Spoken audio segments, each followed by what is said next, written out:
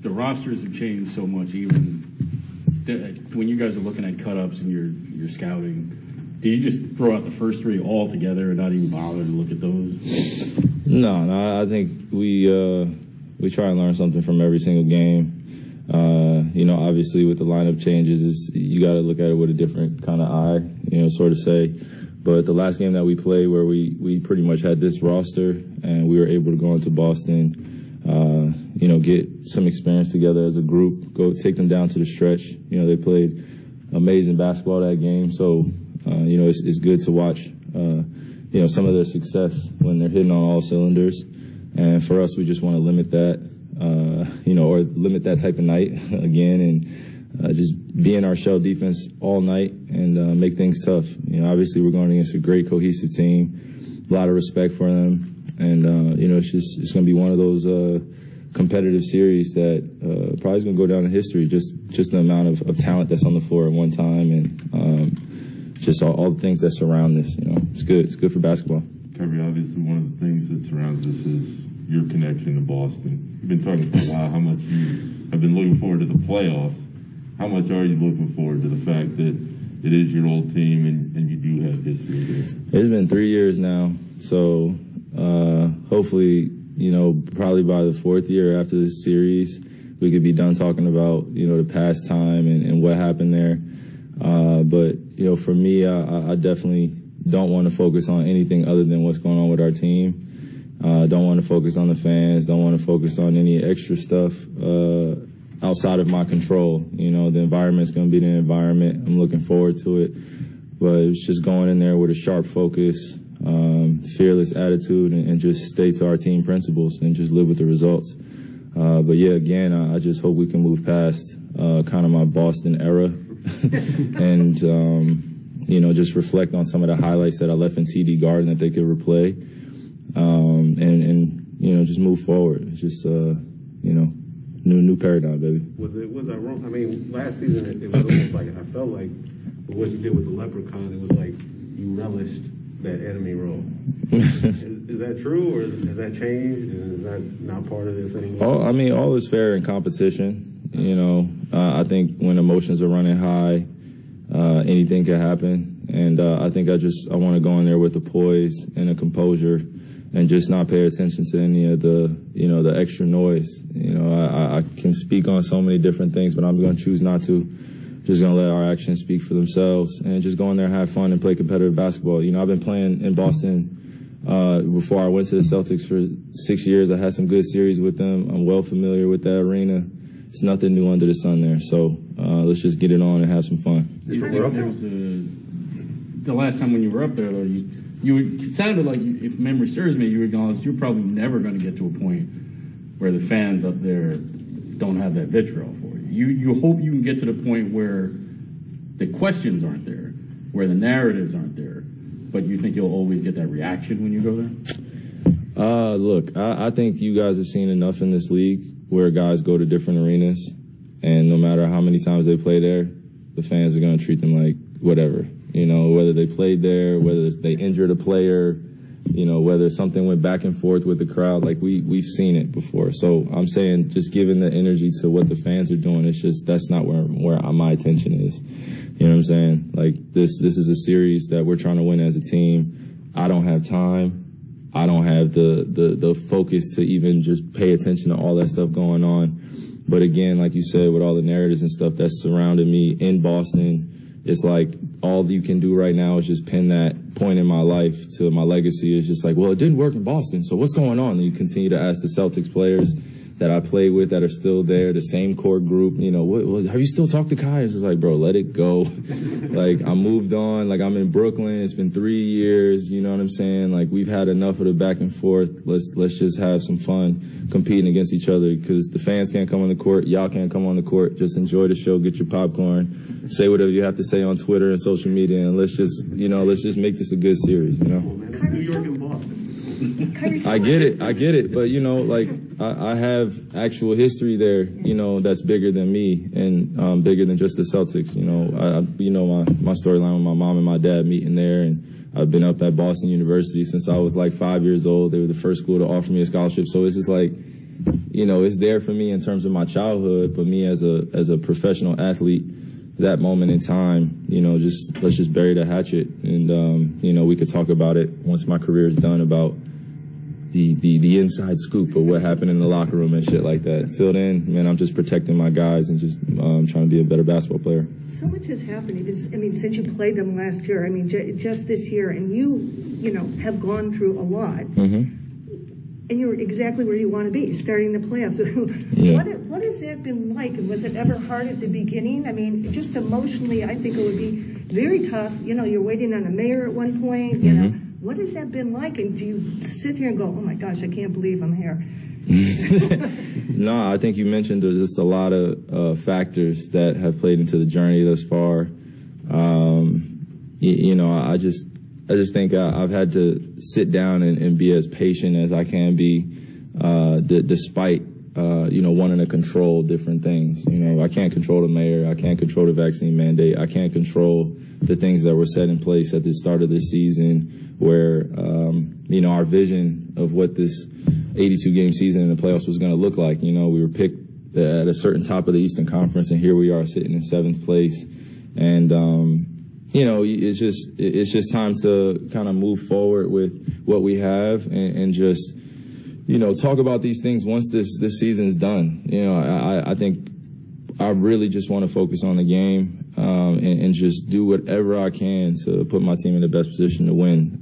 But I'd be sitting here like being dishonest with you guys of saying like some of that stuff, it doesn't get reflected in my mind throughout the days, just of how much has happened, how much has been done, how much has been said, but it's no time to even pay attention to that again. It's just, you know, I'll have my chance to say the things that I want to and address the things I want to in due time. If you had the choice, would you rather it not be Boston? I mean, they threw something at you last year, and obviously you alluded to, you know, the race issues and stuff like that. It's not just a team. It's I think I spoke very truthfully about the way I felt, and that's just where I stand with that, just because I dealt with it as a player, as a member of the Celtics. You know, I wasn't speaking from anywhere other than personal experience. You know, I spent 2 years there, dealt with different experiences that really changed my life, and I was able to learn from that, reflect with some of the guys that I play with, still have relationships with them, but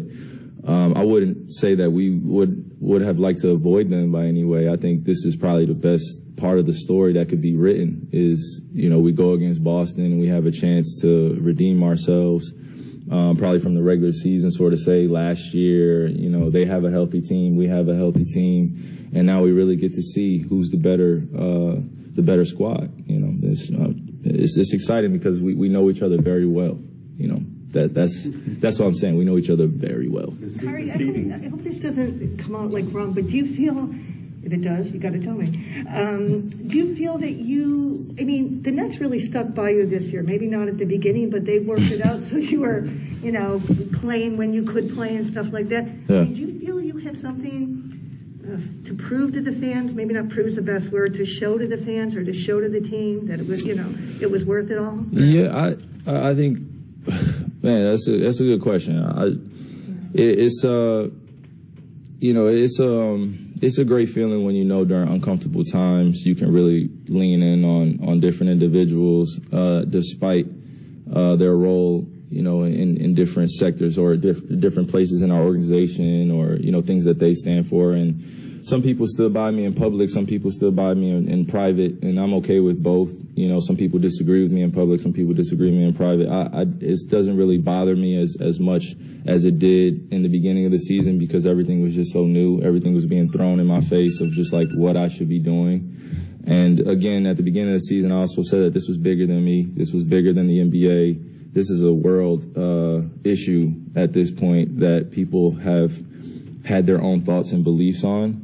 And to pinpoint me as the main guy of being unvaccinated, and I'm unvaxxed, and, you know, no disrespect to you, you call me a one of the most famous unvaccinated people. You gave me your own title, and I was just like, what the heck does that even mean?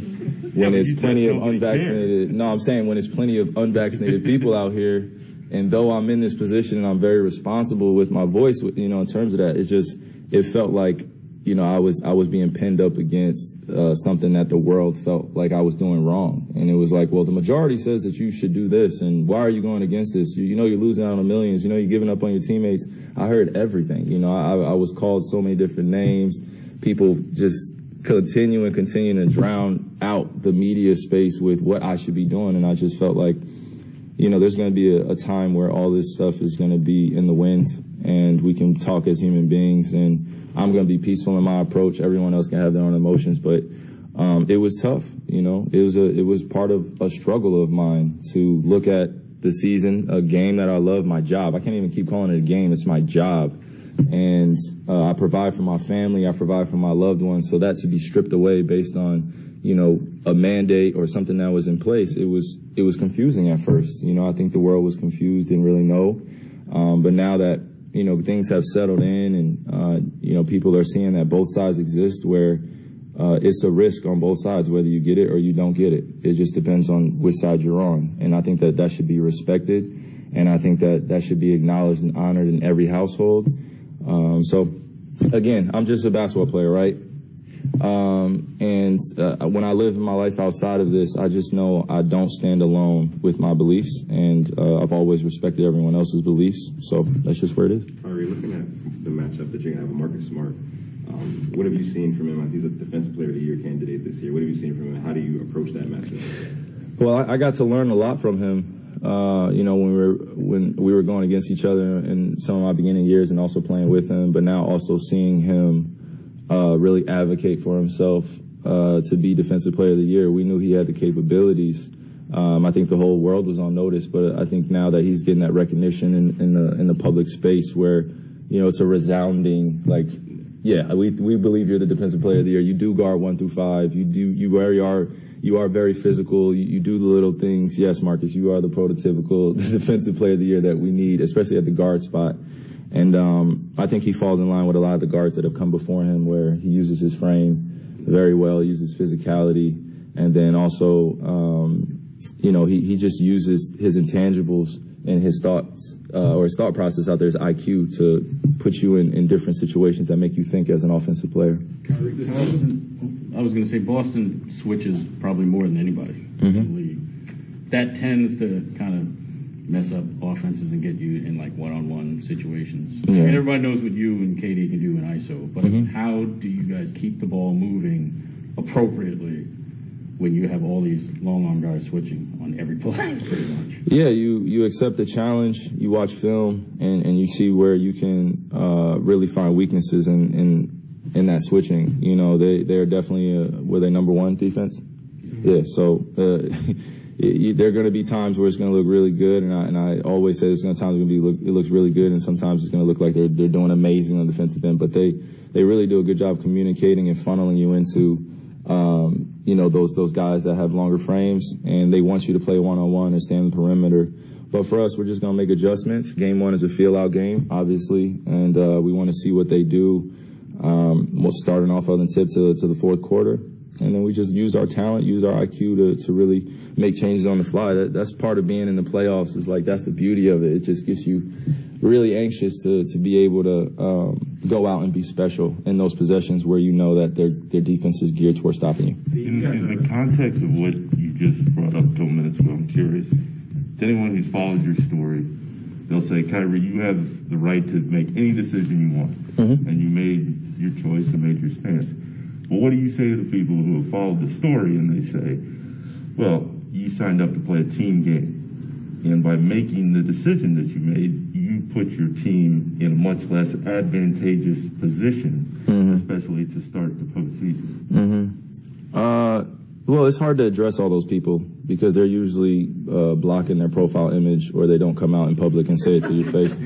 So it's just, you know, it's kind of like I'm being serious. It's like a whirlwind of like, who are these people that you were, you know, if I say they and I'm attacking they, I don't know who they are. You know, all I know is that I get things on my Twitter feed and social media, and I get asked about it. But in response to that, I can't really address everybody. I could really say that I stood firm on what I believed in, what I wanted to do with my body, and I think that should be, you know, not just an American right. I think that should be a human right. And when you stand for something like that in a nature of society that we're in, where we have a lot more followers than we do leaders, then you're going to be forced into being seen as a martyr or somebody as a black sheep that people can attack and that can clickbait your name and say these things that don't really describe who you are or what you live like on a day-to-day basis. You don't know who I am. These people don't know who I am. They have glimpses of what I say in media and what my past looks like, and to judge me based on who I am in the public eye, that's a small spectrum of my life, you know? So I just was always mentioning that I'm more than just this basketball player in a team game that you can just judge and say, well, you're selfish because you didn't get this or do this, when in actuality, I had my own reserves before this mandate even came to be, but you guys are just hearing about it in this space. So now when you talk about it in this space, everybody becomes a scientific expert, and they're speaking about things that honestly don't have anything to do with them particularly, but they speak so passionately as if it does. So I can't address everybody, but as we move forward in time, I know that I made the right decision for me. Kyrie, We'll take one more, man. Mm-hmm. time will tell whether or not Ben returns, obviously, but could you just speak to the difficulty or maybe lack thereof of incorporating a guy in a playoff series without much previous history? And because there's not a lot of comparisons, I mean, does it similar at all with the shoes of what you did at Duke coming back for the tournament, even though you did have a few games with those guys? Man, well, I'll say this. First off, we don't have any expectations of Ben. Like, again, we don't, you know, I'm not going home and being like, well, Ben's going to be here for game 4 through 6. You know, whoever's reporting that, I don't know how those reports come out, but I'm not expecting him to do anything outside of just getting healthy. And if he is ready, great, then we'll integrate him as best we can. But in this professional game in the playoffs, I think, you know, if I ask you guys a question, would you rather start off the series healthy or would you rather come back game 4 or 5 and play on something that you know you're not 100% doing? I think we know the answer. I think we prefer to be healthy. So, you know, we just want him at his optimum best. And if he feels like he can go out there and contribute, then great. But until then, I really don't have any expectations or any, you know, any feelings towards him coming back. You know, we just don't know. I just want him to take one day at a time, get his mental, his heart right, you know, his spirit right, and we'll be fine, you know. Appreciate it. Thank you. Appreciate it.